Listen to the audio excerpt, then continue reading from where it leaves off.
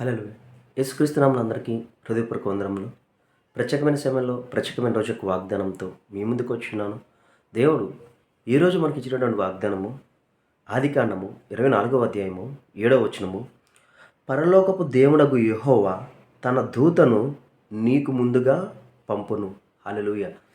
ఈ వాగ్దానం ద్వారా మనకి ధైర్యం కలుగును గాక. ఈ వాగ్దానం ద్వారా ప్రతి విషయం నందు మనకి విజయం కలుగును గాక. ఆమేన్.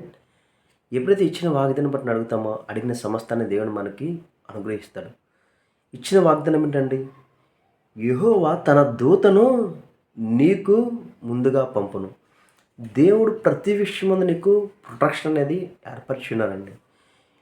ఆ ప్రొటెక్షన్లో మనం ప్రతి నిమిషము కవర్ అయి ఉన్నాము. కానీ ఆ గ్రహింపు లేక నేను ఒంటరిగా ఉన్నాను, నేను బలహీనుని, నా వల్ల ఏమీ కాదన్న లోకపరమైన ఆలోచనలకి అందరూ వెళ్ళిపోతున్నారు.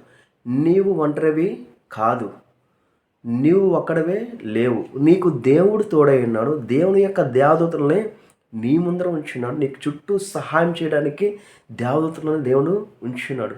కాబట్టి నువ్వు ఏ విషయం ముందు అధైర్యపడడానికి వీలు లేదు.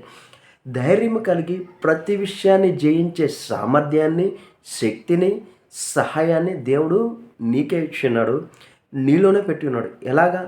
ఎప్పుడైతే నువ్వు నిజంగా యేసుక్రీస్తుని విశ్వసించున్నావో ఆ విశ్వాసం ద్వారా క్రీస్తుని నీవు ధరించుకుని ఉన్నావు. క్రీస్తు యొక్క స్థానం ఎంత ప్రాముఖ్యమైందో, క్రీస్తు యొక్క సామర్థ్యం ఎంత శ్రేష్టమైందో అంత శ్రేష్టంగా దేవుడు మనల్ని మార్చేస్తున్నాడు. కాబట్టి దేవుని కుమారులాగా మనము ఉన్నాము. ఏ విషయంలోనూ నీకు నష్టం కలుగుతున్న ఆలోచనలో నువ్వు వెళ్ళడానికి వీలు లేదు. ఎందుకంటే ప్రతి విషయం మందు దేవుడు నాకు విజయం కలగజేస్తాడు. ఎందుకంటే నువ్వు చేసే ప్రతి పని దేవునికి అప్పగించి ముందుకు వెళతావు. ప్రతి పనిలో దేవా నేను ఈరోజు ఈ వ్యాపారానికి వెళ్తున్నాను, ఈ పనికి వెళ్తున్నాను, ఈ ఉద్యోగానికి వెళ్తున్నాను, దీని అంతట్లో నీవే నాకు తోడై నడిపించు దేవా అని ఎప్పుడైతే నువ్వు అడుగుతావో ఆ అడుగుట ద్వారా దేవుడు నీ జీవితంలో అద్భుతమైన కార్యాన్ని చేస్తాడు. కాబట్టి నువ్వు ఎప్పుడు ఏ విషయంలో ఇబ్బంది పడడానికి వీలు లేదు. అట్టి రీతిగానే ఏ విషయం అందు నువ్వైతే ప్రార్థిస్తున్నావో వాగ్దానం తీసుకుని వాగ్దానం ద్వారా నువ్వు అడిగితే ప్రతి ఒక్క విషయంలో నీకు సమాధానము వస్తుంది. దేవా ఇదిగో తండ్రి, ఈ వాగ్దానం ఇచ్చున్నావు తండ్రి, ఈ వాగ్దానం నా జీవితంలో నెరవేరును గాక అని ఎప్పుడైతే విశ్వసించి ప్రార్థిస్తావో ఆ ప్రార్థన ద్వారా నీ జీవితంలో దేవుడు నూతనమైన కార్యాన్ని చేస్తాడు. ప్రార్థించుకుందామా? మహాప్రేమ తండ్రి నీకే వందనాలు స్తోత్రాలు చెల్లించుకున్నాం తండ్రి. ఇచ్చిన వాగ్దానం బట్టి నీకే కోట్ల స్తోత్రాలు చెల్లించుకున్నాం తండ్రి. మాకు సహాయం చేయడానికి తండ్రి మా చుట్టూ దేవదూతలు ఉంచున్నావు తండ్రి. మాలో మీరే ఉన్నారు తండ్రి, మాకు తోడై ఉన్నారు తండ్రి.